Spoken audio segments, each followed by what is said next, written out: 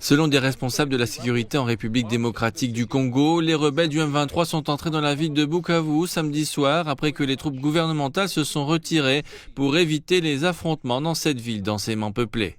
La ville est la capitale de la province du Sud Kivu et un important centre de transport et d'affaires.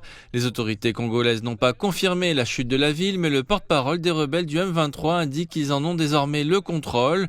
Des centaines de personnes ont fui alors que les rebelles avançaient vers la ville. Certains civils et soldats en fuite ont pillé des logements. L'entrée des rebelles dans Bukavu intervient 2 semaines après leur prise de la ville stratégique de Goma, dans la province du Nord Kivu. Plus de 3000 personnes ont été tuées dans les combats entre les forces congolaises et les rebelles du M23. Il y a des craintes que l'escalade des combats devienne un conflit régional. Samedi, le chef des forces de défense ougandaises a menacé d'attaquer la ville de Bunia dans le nord-est de la RDC si toutes les forces refusaient de rendre leurs armes dans les 24 heures. Ces remarques ont suscité la colère en RDC. Les deux pays ont conclu un accord de coopération militaire pour lutter contre les rebelles des forces démocratiques alliées.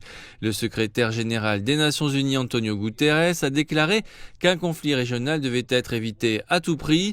Le gouvernement britannique a également prévenu que l'offensive croissante des rebelles soutenue par le Rwanda en RDC risquait de déclencher un conflit régional plus large. Le Rwanda a nié soutenir les rebelles, mais plusieurs rapports d'experts de l'ONU ont confirmé la présence de troupes rwandaises combattant aux côtés des rebelles du M23. Les combats ont fait des milliers de morts et déplacé plus de 2 millions de personnes depuis l'année dernière.